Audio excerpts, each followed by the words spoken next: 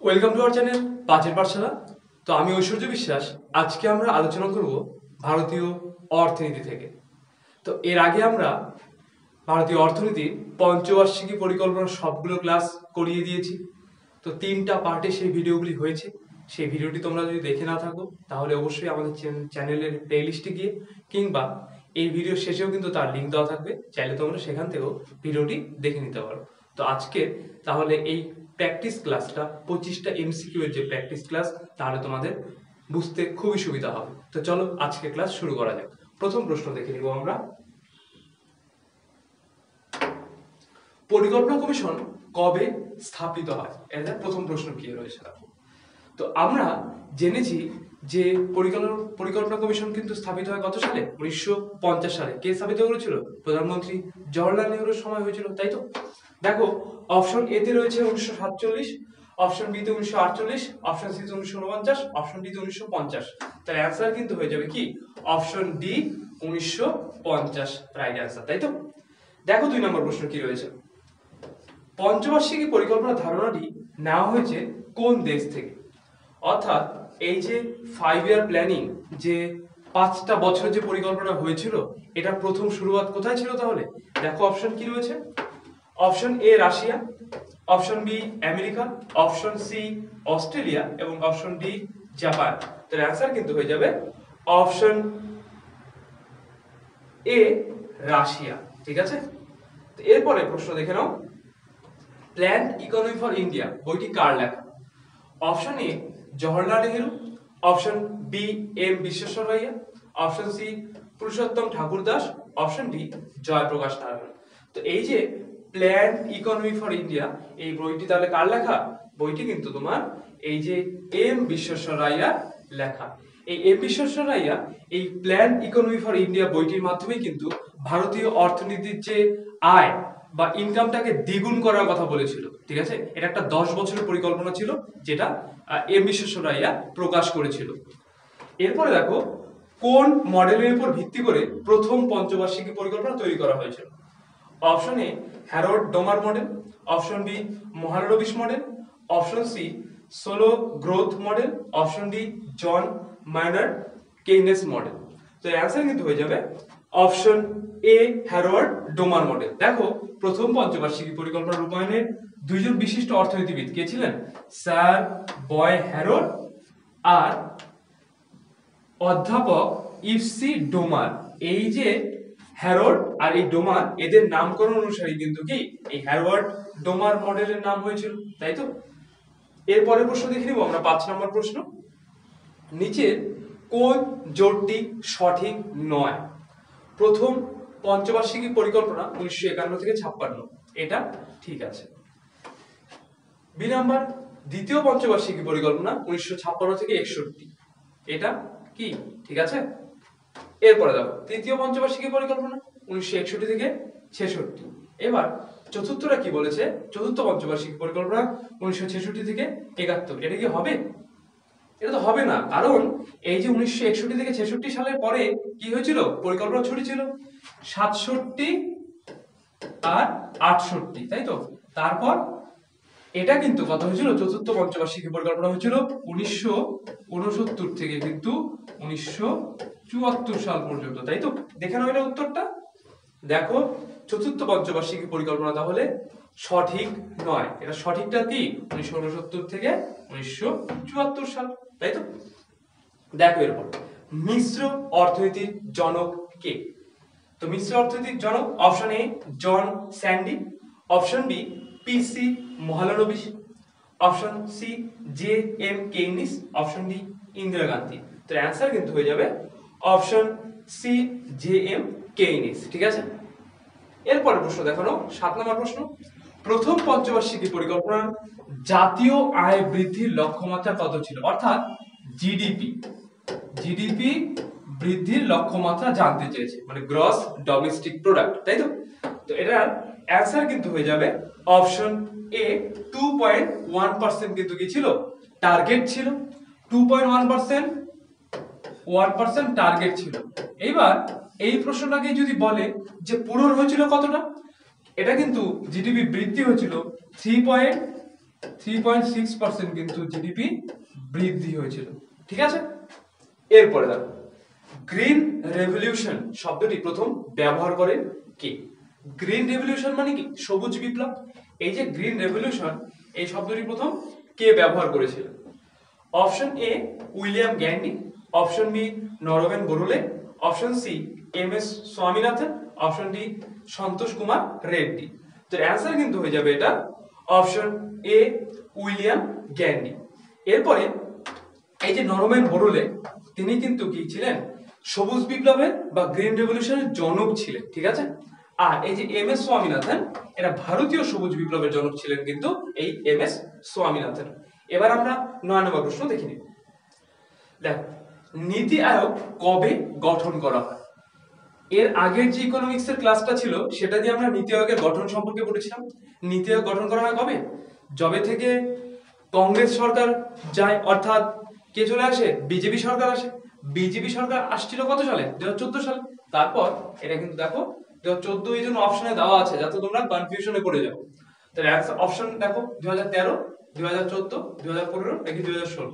তাহলে অ্যান্সার কিন্তু হয়ে যাবে অপশন সি 2015 সালের 1 জানুয়ারি, তাই তো?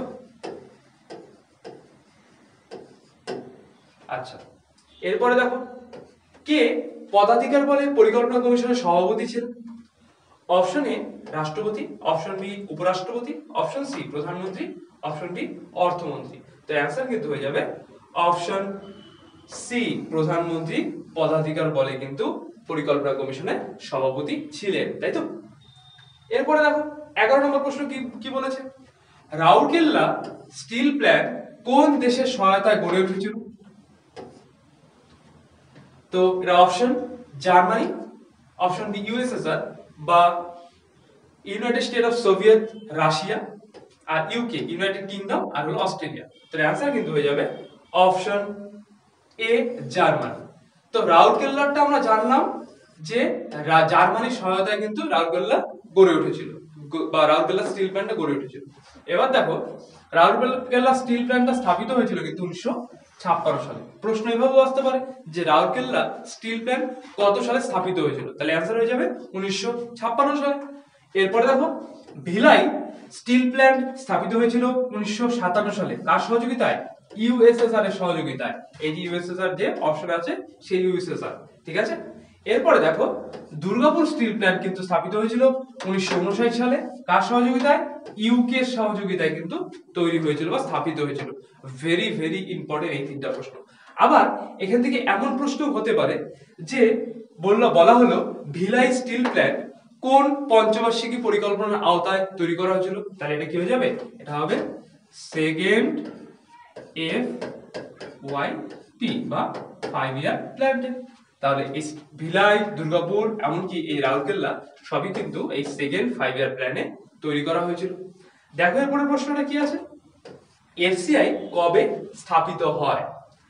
অপশন এ 1960 সালে, অপশন বি 1975 সালে, অপশন সি 1965 সালে, এমনকি অপশন ডি দেখো 1985 সালে। তো অ্যান্সার কিন্তু হয়ে যাবে অপশন সি 1965 সালে। এফসিআই এর পুরো নাম কি? এফসিআই এর পুরো নাম হলো ফুড কর্পোরেশন অফ ইন্ডিয়া। এটা কি খাদ্যের বাফার স্টককে এরা ঠিক রাখে, তাই তো? খাদ্যের যোগান দেয় এরা, তাই না? তো দেখো এরপরে প্রশ্ন কি আছে? সেল কত সালে স্থাপিত হয়? সেলের পুরো নাম Steel Authority of India Limited. ঠিক আছে, স্থাপিত হয় দেখো অপশন এ 1971 সালে, অপশন বি 1973 সালে, অপশন সি 1975 সালে, এমনকি অপশন ডি 1977 সালে। তো তোমরা যদি অ্যান্সারটি জানো অবশ্যই লিখে ফেলো কমেন্ট সেকশনে। যেটা অ্যান্সার কিন্তু হয়ে যাবে অপশন বি 1973 সালে, তাই তো? দেখো Steel Authority of India Limited যা সেইল নামে পরিচিত 24 জানুয়ারি 1973 সালে কিন্তু স্থাপিত হয়, তাই তো? যার অনুমোদিত মূলধন রুপি 2000 কোটি টাকা ছিল। এরপর ভিলাই, বোকারো, দুর্গাপুর, রাউরকেল্লা এবং বার্নপুর অ্যালয় স্টিল এবং প্ল্যান্ট সালেম স্টিল প্ল্যান্টের 5টি সমন্বিত ইস্পাত প্ল্যান্ট পরিচালনার জন্য দায়ী করা হয়েছিল। মেইনলি এই যে সেলকে বিভিন্ন স্টিল প্ল্যান্টগুলোকে পরিচালনা করার জন্য যাতে তার কোনো রকম সমস্যার সম্মুখীন না হয় সেজন্য একটা বোর্ড গঠন করা হয়েছিল। কত সালে? তাহলে হয়েছিল 24শে জানুয়ারি 1973 সালে। এই মাসটা খুব একটা দেখা যায় না, কিন্তু তাও তোমরা জেনে রাখাটা বেটার, তাই না? তো এটা 1973 সালে কিন্তু হয়েছিল। এরপরে দেখো JRY এর পুরো কথা কি? দেখো, জ্যোতি রোজগার যোজনা, অপশন বি জহর রোজগার যোজনা, অপশন সি জহর রসদ যোজনা, অপশন ডি জেলা রোড যোজনা বা যোজনা। তো অ্যান্সার কিন্তু হয়ে যাবে অপশন বি জহর রোজগার যোজনা। এটা একটা যোজনা যেটার আওতায় গ্রামীণ বেকার যুবক যুবতীদের কিন্তু কাজের জন্য বা যাতে তারা স্বাবলম্বী হতে পারে তার জন্য ব্যবস্থা করা হয়েছিল। এটা কে করেছিল? রাজীব গান্ধী কিন্তু এটা করেছিল। ঠিক আছে, এরপরে দেখো জাতীয় উন্নয়ন পরিষদ বা এনডিসি কবে গঠিত হয়েছিল? ন্যাশনাল ডেভেলপমেন্ট কাউন্সিল, তাই তো? এই এনডিসির পুরো নাম। এবার দেখো 1950 সালে, অপশন বি 1951 সালে, অপশন সি 1952 সালে, অপশন ডি 1953 সালে। এর অ্যান্সার কিন্তু হয়ে যাবে অপশন সি 1952 সালে, ন্যাশনাল ডেভেলপমেন্ট কাউন্সিল, তাই তো? দেখো এরপরে 16 নম্বর প্রশ্ন কি রয়েছে? কোন পঞ্চবার্ষিকী পরিকল্পনায় গ্রামীণ অর্থনীতি পুনর্গঠনের উপর জোর দেওয়া হয়? গ্রামীণ অর্থনীতি যাতে আরো মজবুত হয়, আরো শক্তিশালী হয়, সেই দিকে জোর দেওয়া হয়েছিল কোন পঞ্চবার্ষিকী পরিকল্পনাতে? অপশন এ দ্বিতীয় পঞ্চবার্ষিকী পরিকল্পনা, অপশন বি তৃতীয় পঞ্চবার্ষিকী পরিকল্পনা, অপশন সি চতুর্থ পঞ্চবার্ষিকী পরিকল্পনা, অপশন ডি পঞ্চম পঞ্চবার্ষিকী পরিকল্পনা। তো এর অ্যান্সার কিন্তু হয়ে যাবে অপশন এ দ্বিতীয় পঞ্চবার্ষিকী পরিকল্পনাতে এই যে গ্রামীণ অর্থনীতি পুনর্গঠনের উপর গুরুত্ব দেওয়া হয়। কারণ প্রথম পঞ্চবার্ষিকী পরিকল্পনাতে গুরুত্ব দেওয়া ছিল সেচ আর কৃষিকাজের উপর, কিন্তু এই যে গ্রামীণ অর্থনীতি পুনর্গঠনের উপর জোর দেওয়া হয়েছিল দ্বিতীয় পঞ্চবার্ষিকী পরিকল্পনাতে। ক্লিয়ার? দেখো এরপরে প্রশ্ন,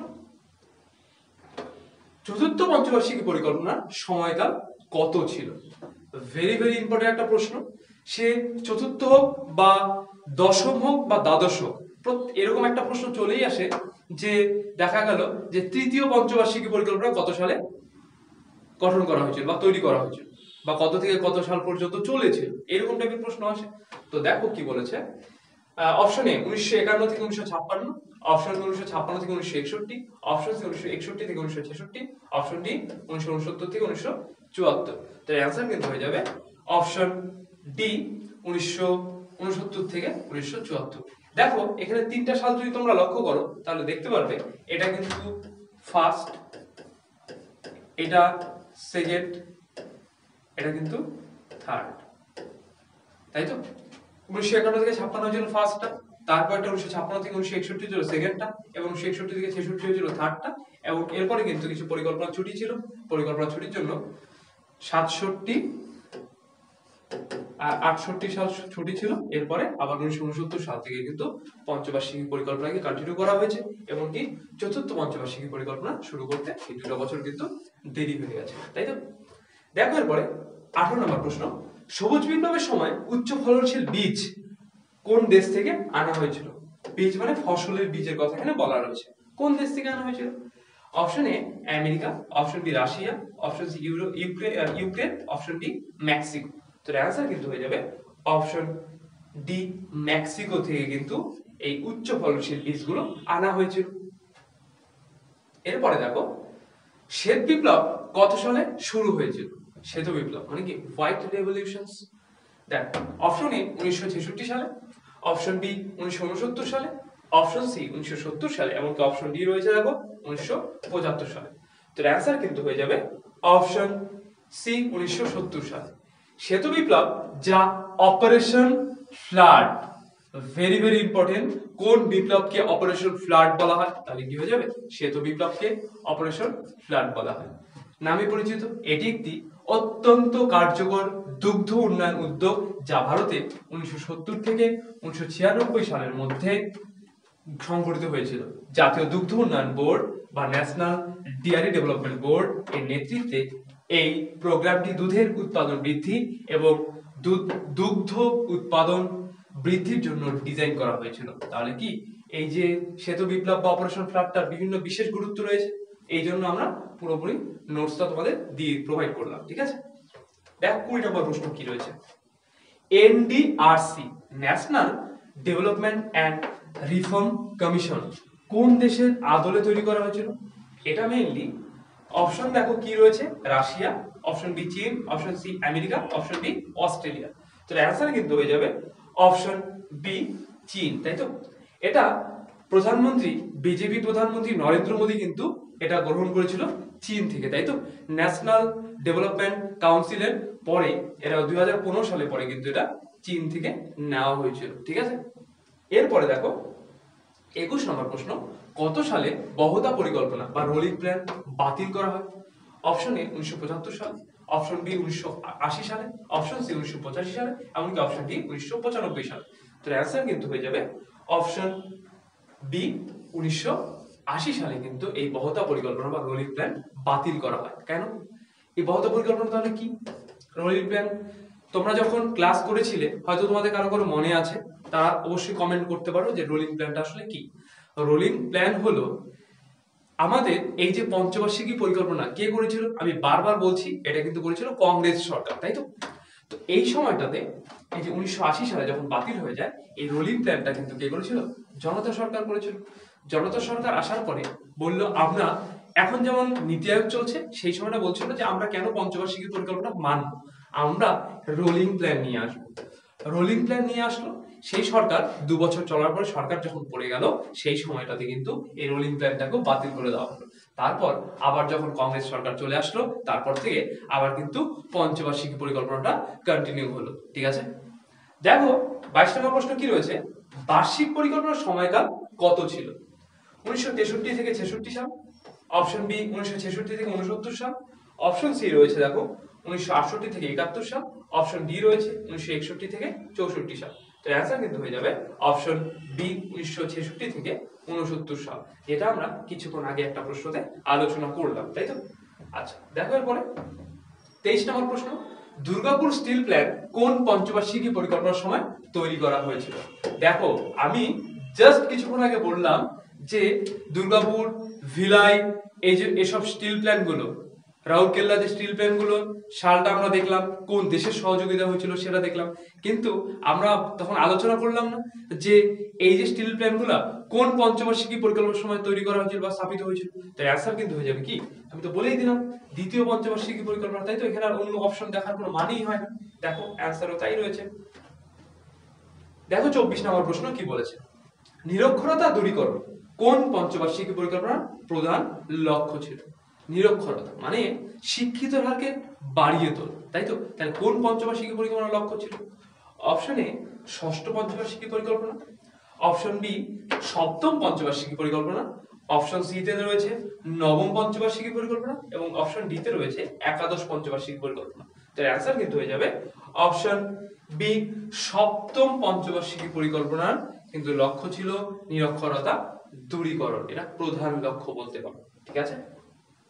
25 নম্বর প্রশ্ন দেখো, সবুজ বিপ্লব প্রথমে কোথায় ঘটেছিল বা গ্রিন রেভলিউশন, আমরা গ্রিন রেভলিউশন সম্পর্কে কিছুক্ষণ আগে জানলাম, তাই তো।